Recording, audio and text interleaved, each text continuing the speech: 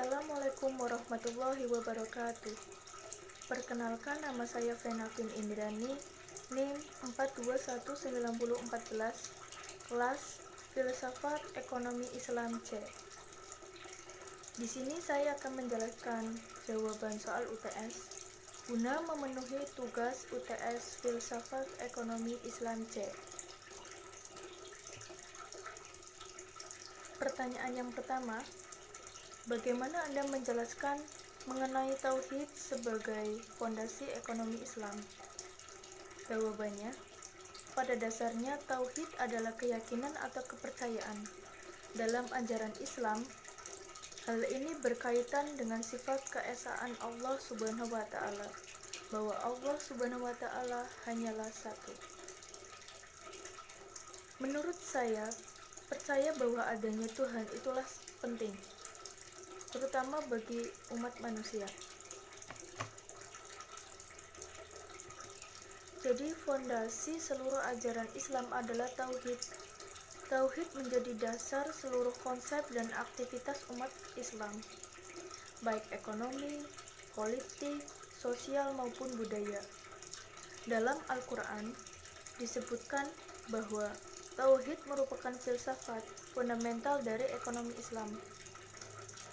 Karena tauhid memiliki hubungan yang kuat dengan prinsip-prinsip ekonomi Islam, seperti keadilan, persamaan, distribusi, dan hak milik.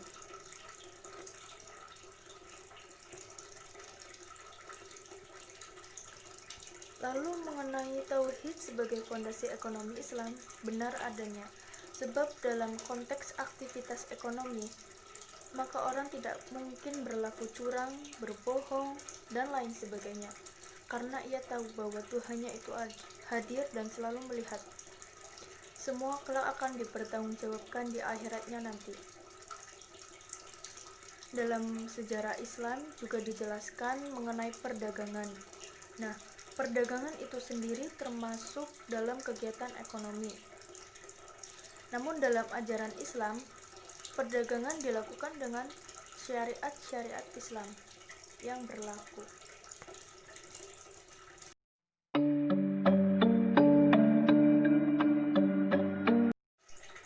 Pertanyaan kedua, apa itu ontologi, epistemologi, dan aksiologi? Dan bagaimana kaitan ketiganya dengan ekonomi Islam? Nah, di sini saya akan menjelaskan pengertian secara singkat mengenai ontologi, epistemologi, dan aksiologi terlebih dahulu.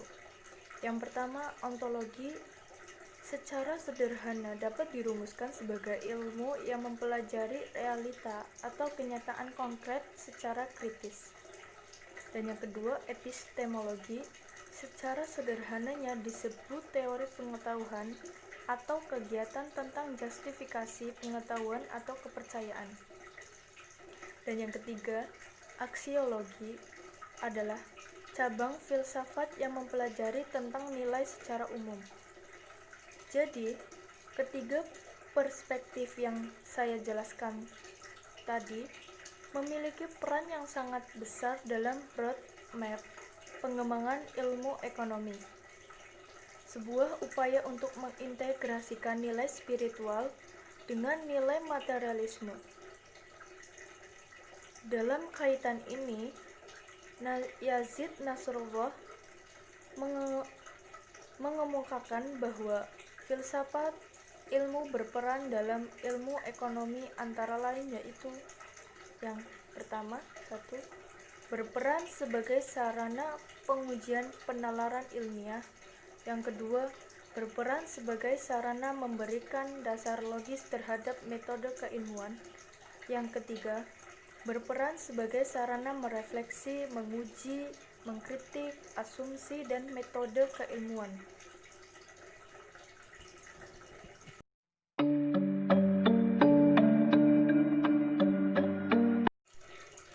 Pertanyaan ketiga, bagaimana strategi pembangunan ekonomi Islam dalam sudut pandang teologi, kosmologi, dan antropologi? Nah, yang pertama saya akan menjelaskan secara singkat apa itu teologi, kosmologi, dan antropologi. Teologi adalah ilmu yang membahas tentang keyakinan manusia terhadap Tuhannya.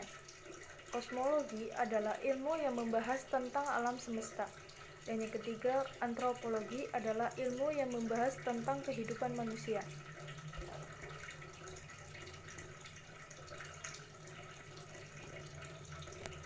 Jadi, strategi pembangunan ekonomi Islam dalam sudut pandang teologi bahwa Tuhan itu sebagai pencipta manusia, alam semesta dan seisinya, yang dimana manusia itu berperan sebagai khalifah atau pemimpin untuk umat Islam yang lain, dan memanfaatkan alam semesta untuk memenuhi kebutuhan hidupnya. Yang kedua, strategi pembangunan ekonomi Islam dalam sudut pandang kosmologi bahwa Tuhan itu menciptakan alam semesta dan seisinya untuk manusia gunakan sebagai sumber-sumber kebutuhan hidup manusia, yang dimana ketika manusia dalam memanfaatkan sumber daya alam harus sesuai dengan kebutuhan-kebutuhan yang terpenting dahulu atau prioritasnya, sesuai dengan ajaran Islam, dan tidak menimbulkan mafsadah atau kerusakan untuk orang lain dan alam sekitarnya. Terkait dengan pembangunan ekonomi di suatu negara, manusia harus mampu menjadi penggerak ke arah yang lebih baik lagi dalam negaranya, dengan memanfaatkan segala macam sumber daya alam yang ada, dengan memanfaatkan segala macam sumber daya manusianya. Yang ketiga, strategi pembangunan ekonomi Islam dalam sudut antropologi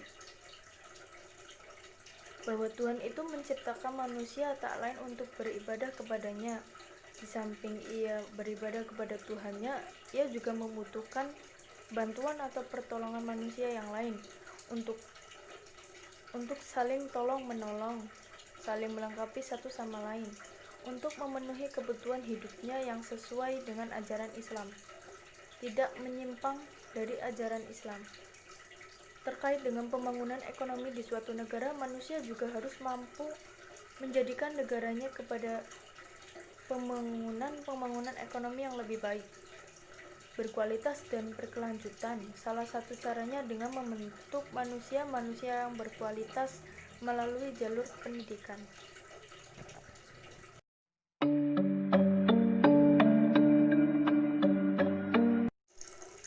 Pertanyaan yang keempat, dalam kaitan teologi, kosmologi, dan antropologi, apa yang membedakan sistem ekonomi Islam dengan ekonomi konvensional? Jawabannya, menurut apa yang saya pelajari, ekonomi konvensional itu kegiatan ekonomi yang dilakukan secara umum atau luas. Selain itu, ekonomi konvensional tidak berdasarkan prinsip-prinsip syariah.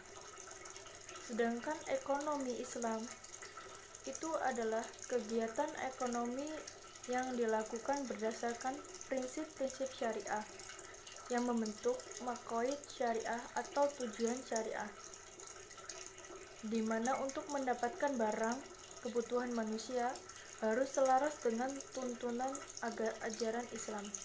Selain itu, beberapa orang mengatakan bahwa kegiatan atau aktivitas manusia dalam ekonomi harus suci, tidak melakukan perbuatan kotor yang dilarang oleh syariah.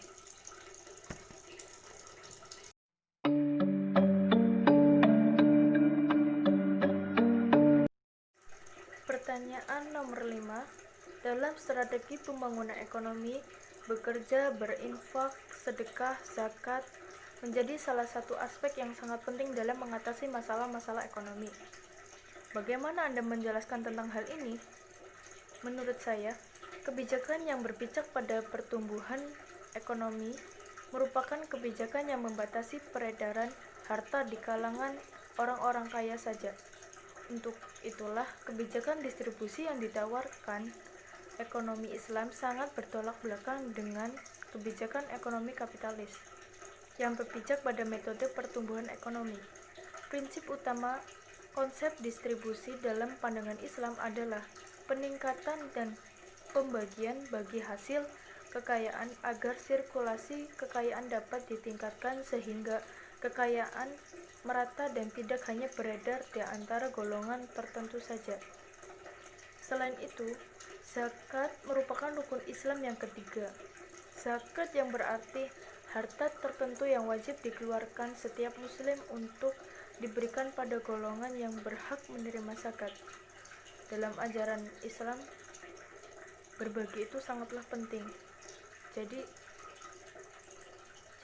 dalam ajaran Islam, jika kita selalu memberi kepada orang lain, maka kita akan mendapat balasan yang setimpal apa yang kita beri kepada orang lain. Nah, berikut penjelasan singkat dari saya, teman-teman. Kurang lebihnya mohon dimaafkan. Sekian dan terima kasih. Wassalamualaikum warahmatullahi wabarakatuh. See you.